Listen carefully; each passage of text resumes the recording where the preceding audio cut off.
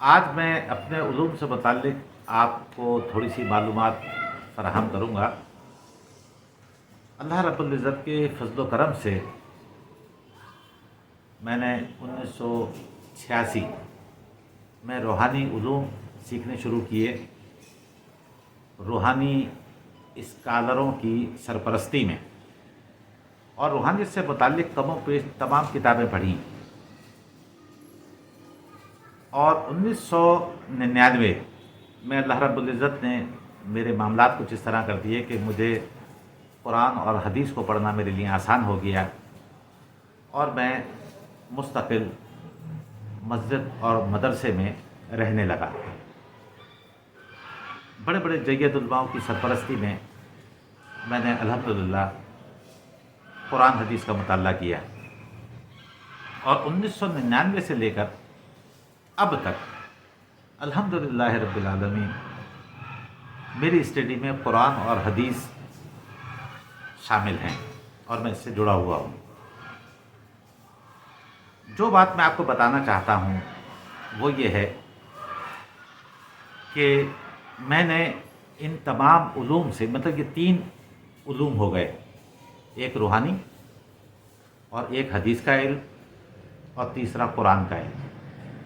اب یہ تینوں علوم اور ساتھ میں میرے دنیا بھی چل رہی ہے الحمدللہ۔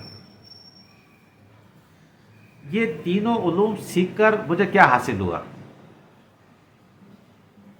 دیکھیں، مجھے ایک بات کا یہ پتہ چلا، قرآن کو سمجھ کے پڑھنے کے بعد، اور بار بار قرآن کو سمجھ کے پڑھنے کے بعد، ہر بار مجھے کوئی نہ کوئی ایسی بات ملتی ہے جس سے میں مزید ہدایت کی طرف آ جاتا ہوں۔ الحمدللہ یہ اللہ کا عظیم احسان ہے، اور یہ اللہ کی طرف سے ہے، اور میری ہمیشہ سے یہ طلب رہی اور دعا رہی اور میں وہ دعا بھی آپ کو بتا دیتا ہوں۔ میں نے ہمیشہ اللہ رب العزت سے یہ دعا مانگی کہ یا رب العالمین مجھے وہ ہدایت عطا کیجیے جو آپ کو مطلوب ہے، یعنی جو اللہ کو مطلوب ہے۔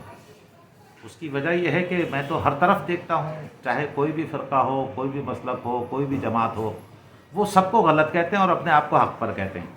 تو اس بات نے مجھے بڑا کنفیوز کیا، تو اس کے لیے میں نے اللہ سے مدد مانگی اور اللہ رب العزت سے درخواست کی کہ یا اللہ مجھے وہ ہدایت عطا کیجیے جو آپ کو مطلوب ہو۔ اللہ نے میری دعا سن لی اور مجھے قرآن کے ساتھ جوڑ دیا۔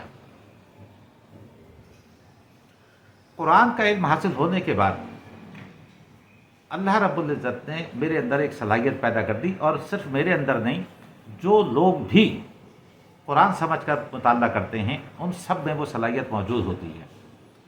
ان کو ایک بات کا یہ علم ہو جاتا ہے کہ کون سی حدیث کی کتاب میں کون سی حدیث من گھڑت ہے۔ یہ ہے اصل پوائنٹ۔ کون سی روحانی کتاب میں کون سی بات من گھڑت اور خود ساختہ ہے، اسلام سے متعلق کون سی بات من گھڑت اور خود ساختہ ہے۔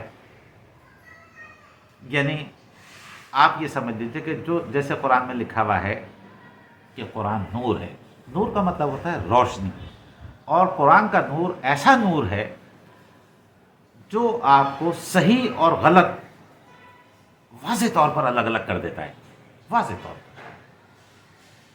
کہ یہ صحیح ہے، یہ غلط ہے۔ قرآن کا علم ایسا علم ہے۔ میں نے کئی سالوں سے میں ایک بات کہہ رہا ہوں کہ قرآن میں اللہ رب العزت نے کوئی ایک بات بھی ایسی نہیں کی جو گرے ایریا میں ہو۔ گرے ایریا سے مراد ہے کہ جو بات دھندلی ہو، کہ جیسے ہم یوں بھی سمجھ سکتے ہیں اور یوں بھی سمجھ سکتے ہیں، ایسی اللہ رب العزت نے کوئی بات نہیں کی۔ اللہ رب العزت نے بتا بھی دیا ہمیں قرآن میں کہ یہ قرآن میں نے تمہیں یا پڑھنے والوں کے لیے آسان کر دیا ہے۔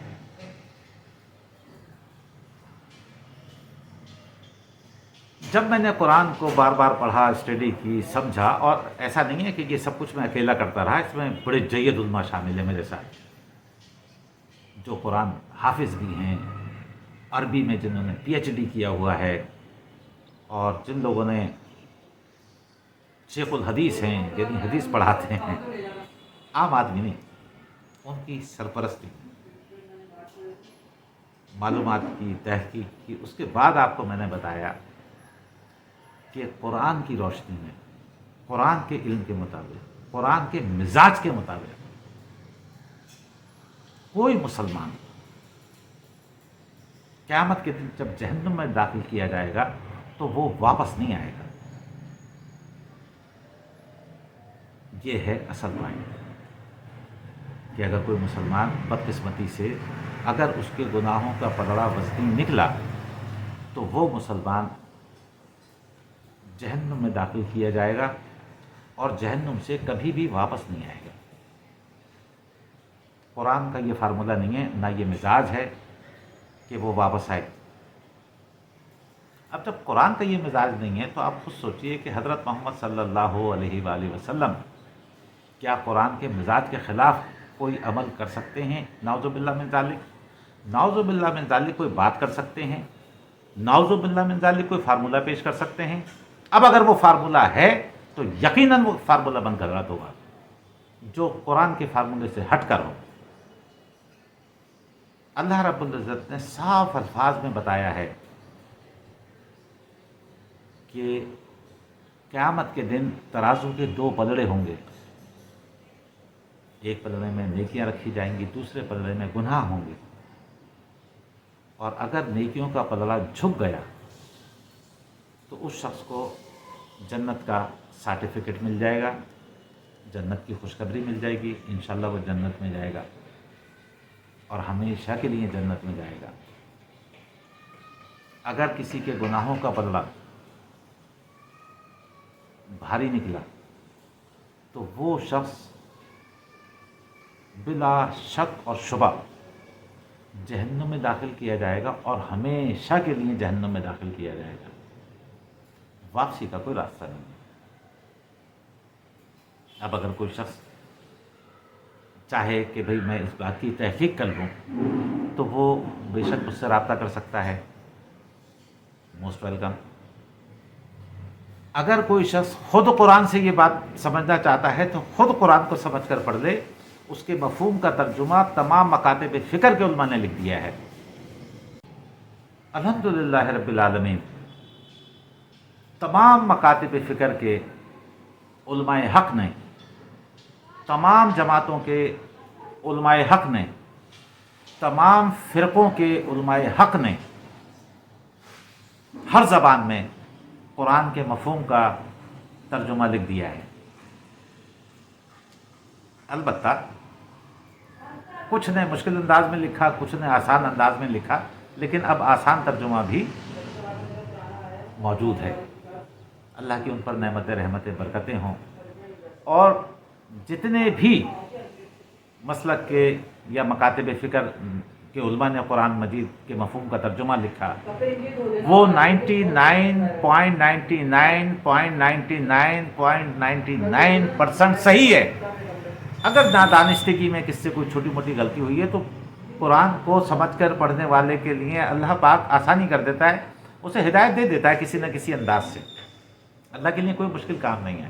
آپ کے دل میں کسی بات کا ڈال دینا یا آپ کو کسی اور ذریعے سے دے دینا تو ایسی بات نہیں ہے کہ کوئی شخص قرآن سے گمراہ ہو سکتا ہے۔ اور قرآن سے جو انسان ہدایت کی غرض سے قرآن سمجھ کر پڑھتا ہے، رب کعبہ کی قسم، رب محمد صلی اللہ علیہ وسلم کے رب کی قسم، میرے رب کی قسم، یوم قیامت کے دن کے مالک کی قسم، وہ گمراہ نہیں ہو سکتا۔ اللہ کیسے اسے چھوڑ دے گا؟ اللہ کو تو دل کا حال پتہ ہے کہ یہ شخص ہدایت کی غرض سے قرآن مجید پڑھ رہا ہے یا اسلام کے اندر فتنہ ڈالنے کی وجہ سے قرآن مجید پڑھ رہا ہے۔ جو شخص اسلام کے اندر فتنہ ڈالنے کی وجہ سے قرآن مجید پڑھے گا، یقیناً وہ قرآن کے ذریعے سے گمراہ ہوگا۔ لیکن جو شخص ہدایت کی غرض سے قرآن پڑھے گا، اسے اللہ پاک نہیں گمراہ ہونے دے سکتے، ممکن نہیں۔ اللہ پاک قرآن میں صاف کہتے ہیں جو ہم سے ہدایت مانگتا ہے ہم اسے ہدایت عطا کر دیتے ہیں۔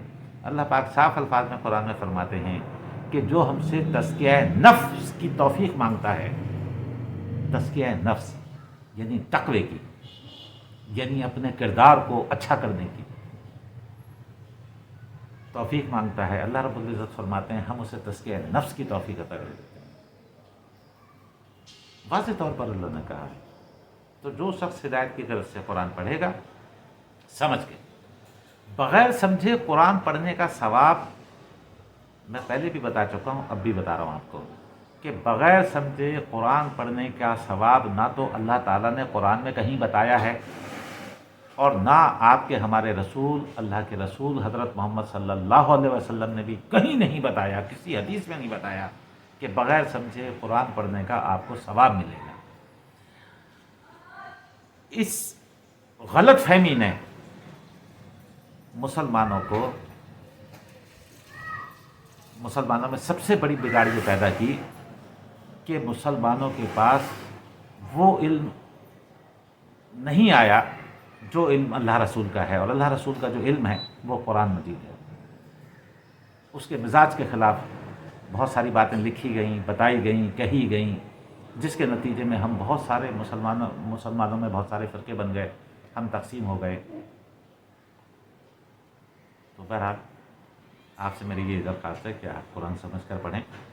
اگر آپ ہدایت کی میں قرآن پڑھتا ہوں، میں سب سے پہلے نبی پاک صلی اللہ علیہ وسلم پر درود و سلام بھیجتا ہوں، پھر اعوذ باللہ بسم اللہ پڑھتا ہوں، پھر سورہ فاتحہ پڑھتا ہوں، اس کے بعد میں قرآن پڑھتا ہوں، پھر اس کے بعد اللہ سے دعا کرتا ہوں یا اللہ اس کو سمجھنے کی، اسے یاد رکھنے کی، اس پر عمل کرنے کی مجھے توفیق عطا فرمائیے۔ اللہ پاک ہم سب کو ہدایت عطا کرے، اور ہم سب مسلمانوں کی دنیا بھی اچھی کر دے، آخرت بھی اچھی کر دے، اور ہمیں جہنم کی آگ سے بچا لے، جو بہت برا ٹھکانہ ہے، بہت برا ٹھکانہ۔ اپنا بہت خیال رکھیے گا۔ والسلام علیکم ورحمۃ اللہ۔